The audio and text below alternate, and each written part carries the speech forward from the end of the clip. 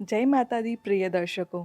मैं शीतल सोलंकी आप सभी का अपने नए YouTube channel Sheetal's blog and more में फिर से स्वागत करती हूँ। आशा करती हूँ कि आप सभी के द्वारा नवरात्रि का यह शुभ पर्व बहुत ही धूमधाम से मनाया जा रहा होगा। आज हमने हमारे घर पर कन्या भोजन या कन्या पूजन रखवाया है। कहा जाता है कि नवरात्रि का यह शुभ पर्व कन्या भोजन या कन्या पूजन के लिए अत्यंत शुभ माना जाता है। तो यहाँ पर मैंने भोजन बनाना प्रारंभ कर दिया है और मैंने सबसे पहले खीर और हलवा बनाया है। अब मैं आलू की और काले चने की झोल वाली सब्ज़ी बना रही हूँ और माना जाता है कि माता रानी को खीर, पूड़ी, हलवा और काले चने की सब्ज़ी का भोग लगाया जाता है। तो आज का भोजन हमारी माता रानी को समर्पित है।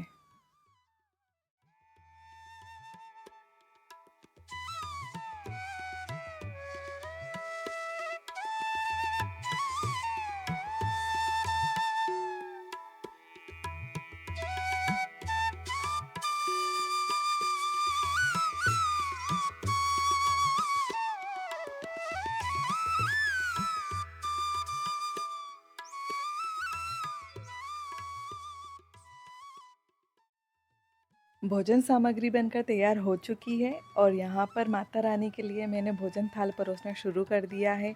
और जो ये आप सामने देख रहे हैं ये मिट्टी के बर्तन हैं और ये मुझे बहुत पसंद है। मिट्टी के बर्तनों की यह थाली का जो सेट है मेरे पास और भी है। एक थाली के सेट में 6 कटोरी और एक मटकी जिसे हम कुल्हड़ कहते हैं और एक मिट्टी का गिलास आया था। ये बहुत ही अट्रैक्टिव लगता है और बहुत सुंदर लगता है, तो मैंने सोचा एक थाली में भगवानों के ही लिए रखूँगी जिसमें मैं भोग लगा सकूँ।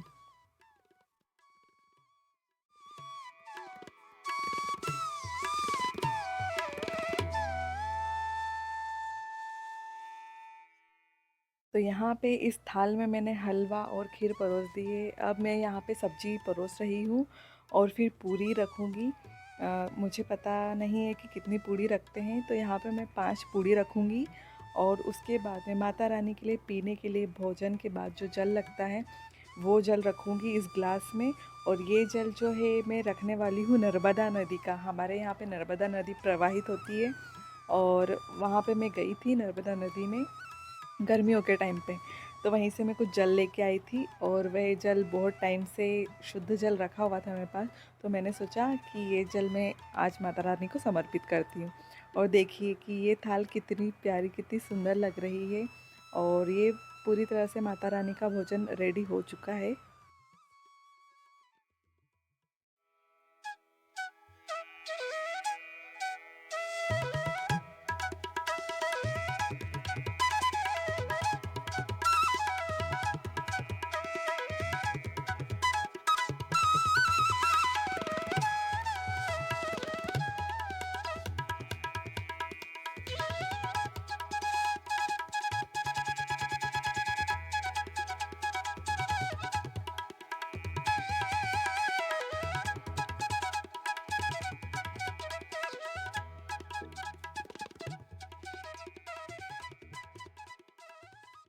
माता रानी की आरती करने के पश्चात अब हम लोग जोड़े से माता रानी को भोजन समर्पित कर रहे हैं। आप लोग जब भी कन्या भोजन या कन्या पूजन करवाएं तो यह सुनिश्चित कर लें कि आपके घर का प्रत्येक सदस्य उस दिन उसी घर में रहे, ताकि कन्या भोजन करवाते समय आप लोगों को पूर्ण फल प्राप्त हो सके। भोजन समर्पित करने के बाद में कन्याओं को जो भी सामग्री हमें उपहार के रूप में देनी है या जो भी दक्षिणा देनी है, वो सभी की सभी माता रानी के सामने मैंने रख दी है, ताकि माता रानी का उन पे आशीर्वाद प्राप्त हो सके और वही फल हमें और हमारी कन्याओं को प्राप्त हो सके। रेणु रैना। माता रानी का हमारे घर में कन्या स्वरूप में आगमन हो चुका है। हमारे घर में कन्याओं का आना शुरू हो गया है। सबसे पहले हमने कन्याओं के पैर धुलवाए और गृह प्रवेश करवाया। कन्याओं के पैर मैंने इस टब में इसलिए धुलवाए ताकि इस जल का मैं इस्तेमाल घर में छिड़क सकूं, कर सकूं, ताकि हमारे घर की नेगेटिविटी हट सके और घर को शुद्धता और पवित्रता मिल सके। बाकी का बचा हुआ जल मैं अपने जितने भी प्लांटेशन में करती हूँ उनमें मैं छिड़क दूंगी। सारा की सारा जल मैं अपने प्लांट में डाल दूंगी। तुलसी माता के पौधे और बिलपत्र को छोड़ के सारा जल मैं अपने दूसरे पौधों में छिड़क दूंगी।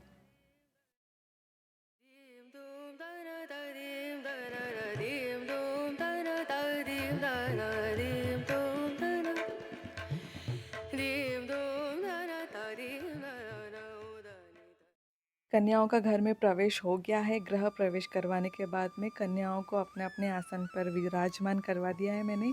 अब मैं सारी कन्याओं को कुमकुम और चावल से तिलक कर रही हूँ। उसके बाद में मैं सारी कन्याओं के हाथों में कलावा बांधूंगी। कलावा बांधने के बाद में मैं एक रेड कलर की चुन्नी लाई हूँ जिसमें जय माता दी लिखा हुआ है। मैं वही चुन्नी सारी कन्याओं को ओढ़ाऊंगी।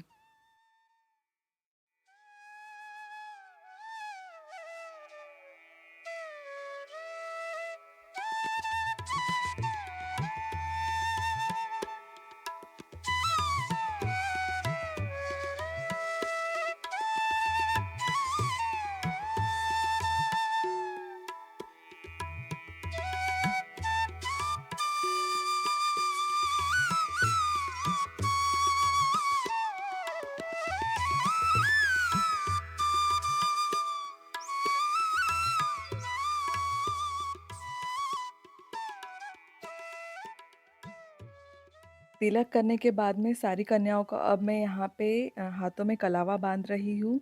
सारी कन्याओं को कलावा बांधूंगी मैं यहाँ पे। और यहाँ पे मैं ये बताना चाहती हूँ कि जब भी हम सोचते हैं कि 11 या 9 कन्या हम जिमाएं, पर अधिकतर ऐसा होता है कि ज़्यादा कन्याएं हो जाती है। तो वैसा मेरे साथ भी हुआ था। 14 से 15 कन्याएं हो गई थी यहाँ पे। तो जो कि मैं भेंट स्वरूप में जो भी सामान लेके आई थी वो 12 कन्याओं के हिसाब से लेके आई थी। तो बाकी का जो भी सामान था, जितनी एक्स्ट्रा कन्याएं थी, उनके लिए मैं वापस से सामान लेके आई थी मार्केट से।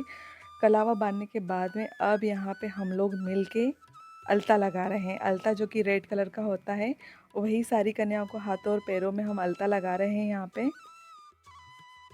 तो यहाँ पे अलता लगाने में मेरी मदद जिया कर रही है, जो कि मेरी नेबर है, और उसने सारे काम में मेरी यहाँ पे हेल्प की थी। ऐसा होता है ना कि सिंगल पर्सन होके यहाँ पे ये काम ज़्यादा बढ़ जाता है। तो क्योंकि प्रोसेस काफ़ी लंबी होती है, माताओं के पैर धुलाना, उनका कुमकुम तिलक करना और कलावा बांधना, वस्त्र स्वरूपी चुन्नी ओढ़ाना या जो भी है, सारे काम में काफ़ी ज़्यादा टाइम लग जाता है। तो मैंने सोचा कि जिया की थोड़ी मदद यहाँ पे ली जाए, ताकि कन्याओं को भोजन टाइम पे कराया जा सके।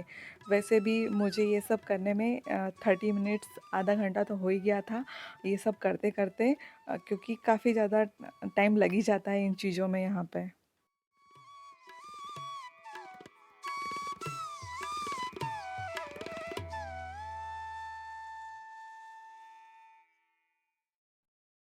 यहाँ पे कन्याओं को अलता लगाना का काम पूर्ण हो चुका है। अब मैं सारी कन्याओं को रेड कलर की इस टाइप से चुन्नी ओढ़ा रही हूँ जिसमें जय माता दी लिखा है। ये एक टाइप से माथा पट्टी है, और ये इसलिए लेके आई थी कि सारी कन्याओं को बड़ी चुन्नी ओढ़ाना वो संभाल के नहीं रख पाती है, जाने के बाद में इधर उधर हो जाती है। तो मैंने सोचा कि छोटी चुन्नी ही दूँ उनको, ताकि वो सिर में बांध सकूँ और घर जाके वो अपने बैग में, साइकिल में, या फिर किसी भी टाइप की उनके घर जो भी वाहन है उसमें वो बांध सके, या फिर पूजा के स्थान पे ये चुन्नियाँ रख सकें। तो सभी को मैंने इस टाइप की चुन्नियाँ दी थी। यहाँ पर अब कन्या पूजन पूरा हुआ। अब हम लोग यहाँ पे कन्याओं को भोजन करवा रहे हैं, और हम लोग सरकारी घर में रहते हैं, हबी की गवर्नमेंट जॉब है। तो जैसा कि गवर्नमेंट क्वार्टर्स कैसे होते हैं आप सभी को पता ही होगा। तो यहाँ पे हमें एक छोटा सा एक हॉल मिला है, उसी हॉल में सारी कन्याओं को यहाँ पे बिठाया है, जगह कम है और कन्याएं ज़्यादा। तो यहाँ पे जिया मेरी हेल्प कर रही है सब कुछ।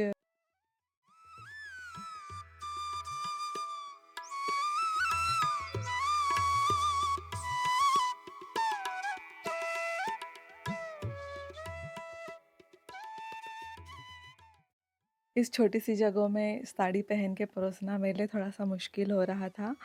और यहाँ पे शाम हो चुकी है। मैंने कन्या भोजन का जो समय रखा था वो शाम की 6 बजे का रखा था, क्योंकि सारी कन्याएं स्कूल जाती है और शाम को 4 से 5 बजे स्कूल से लौटती है, कोचिंग वगैरह होती है उनकी। तो उस हिसाब से फिर मैंने टाइम डिसाइड किया था कि 6 बजे का टाइम अच्छा होगा। तो सारी कन्याएं भूखी भी थी तो उन्होंने भर पेट खाना खाया और उनको सबसे ज़्यादा मेरे हाथ की खीर पसंद आई।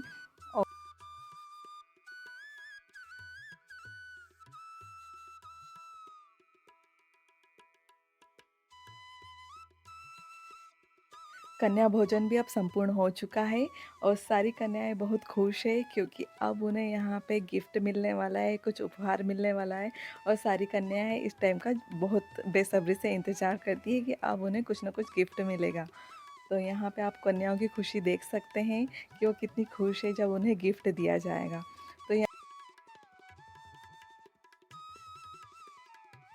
तो यहाँ पे अब बारी है कन्याओं को कुछ उपहार देने की। तो यहाँ पे सबसे पहले मैं सारी कन्याओं को हाथों में ब्रेसलेट पहना रही हूँ। मैं कन्याओं को देने के लिए 9 प्रकार की चीज़ें लाई थी।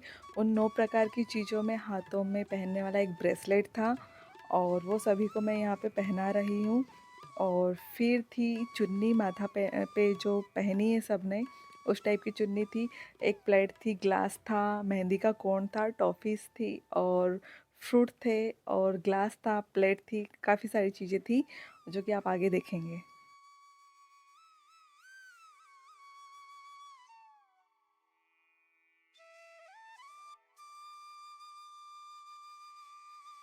तो यहाँ पे मैं इस टाइप के हेयर बेल्ट लेके आई थी जो कि सारे के सारे रेड कलर में थे।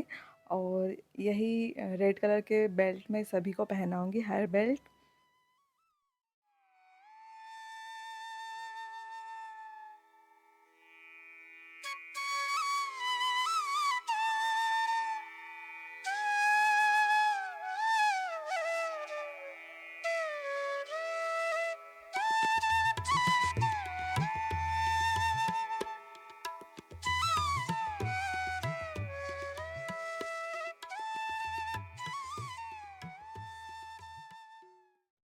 अब मैं सारी कन्याओं को यहाँ पे उपहार दे रही हूँ, जिसमें एक बड़ी प्लेट है, ग्लास है और हाँ, मैंने हैंकी लिए थे। हैंकी है, कोन है और यहाँ पे फ्रूट में मैंने केला रखा है और उसमें ही कुछ यहाँ पे प्लेट में मैंने दक्षिणा रखी है और काजल है। यहाँ पे काफ़ी सारी चीज़ें हैं जो कि इसी प्लेट में हैं। तो कहा जाता है कि कन्याओं को 3 चीज़ अवश्य दें, जिसमें रेड कलर की कोई सी भी चीज़ हो और दक्षिणा हो और फल कोई सा भी अवश्य हो। अब समय हो चला है कन्याओं की विदाई का। तो हबी और मैं मिलके कन्याओं के चरण स्पर्श करके आशीर्वाद प्राप्त कर रहे हैं। कन्याओं को आप लोग भी अवश्य कहें कि हमारे सर पर उनका हाथ अवश्य रखें, ताकि पूजा का फल प्राप्त हो सके। और कन्याओं की जब भी हमारे घर से विदाई होती है तो कन्याओं को कहिए कि घर से जाते वक्त पलट कर हमारे घर को अवश्य देखें, ताकि उनका आशीर्वाद हमारे घर पर हमेशा बना रहे। अगर आप लोगों को मेरा ये ब्लॉग पसंद आया तो प्लीज़ वीडियो को लाइक कीजिएगा, चैनल को सब्सक्राइब कीजिएगा और शेयर कीजिएगा। मिलती हूँ अगले ब्लॉग में। जय माता दी। माता रानी आप सभी की मनोकामना पूर्ण करे और उम्मीद करती हूँ, आशा करती हूँ कि आप सभी की नवरात्रि बहुत ही कुशल मंगल बीते। जय माता दी।